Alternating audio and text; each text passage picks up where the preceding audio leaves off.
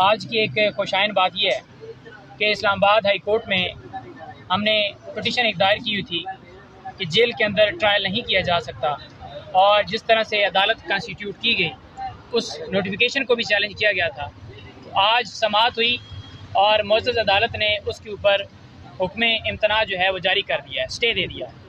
और ये कहा है कि आप इस बात का जवाब दें कि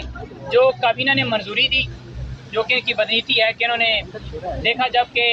ये स्टे की तरफ मामला जा रहा है तो एक काबीना से मंजूरी हो के आपने देखा होगा कल और परसों ये न्यूज़ गर्दिश कर रही थी, तो उन्होंने कहा अब तो आपने काबीना से मंजूरी ले ली,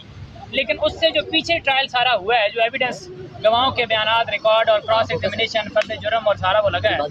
वो उसके ऊपर आपके क्या राय है, उसके ऊपर आपके क्या दलाइल है। तो अटॉर्नी जनरल साहब उनके पास कोई ऐसा जवाब नहीं था कि वो उस चीज़ को कह दें कि जी बिल्कुल लीगली वो सारा प्रोसेस किया गया, तो इसलिए अदालत ने उनको टाइम देते हुए कहा है कि आप तैयारी करके आएँ,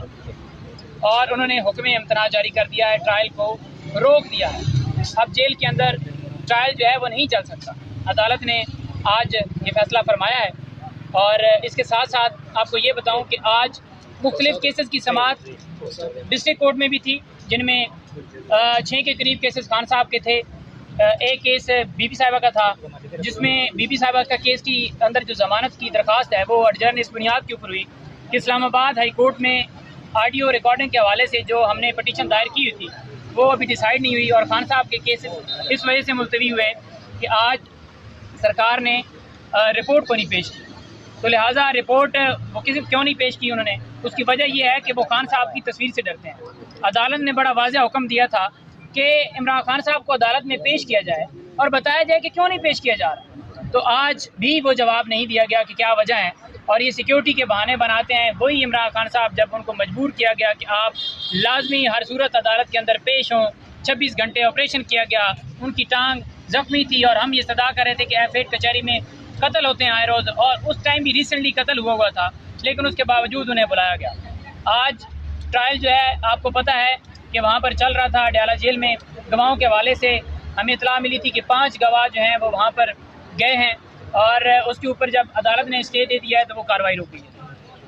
अच्छा, आज की कार्रवाई से मुतालिक आपने बताया, तो अब कब तक जवाब जमा कराया जाएगा अटॉर्नी जनरल की जानिब से? देखें, अटॉर्नी जनरल साहब परसों जो है वो इसके अंदर दोबारा दलाइल देंगे,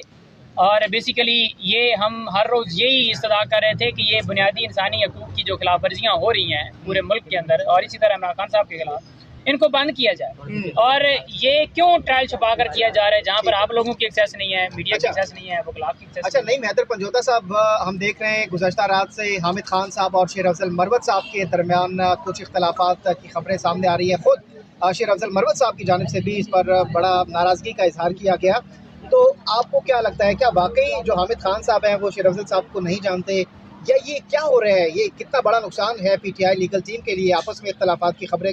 का आना? देखें, ये टाइम जो है ये बेसिकली टाइम है इमरान खान साहब के लिए, इस कौम के लिए, इस मुल्क के लिए। जो हालात हैं उसको देखते हुए लोगों को के लिए सोचना और खान साहब के लिए कुछ करना। और मैं तो अगर कुछ इस तरह का बयान हामिद खान साहब की तरफ से आया है कि मैं नहीं जानता,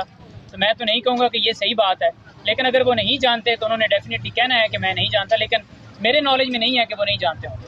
और दूसरे नंबर पर मरवत साहब का ट्वीट रात को देखा, डिलीट भी हुआ, जिसके हवाले से आपने उनसे सवाल किया, तो वो ज़्यादा बेहतर बता सकते हैं कि उनका क्या जवाब है या उनकी क्या राय।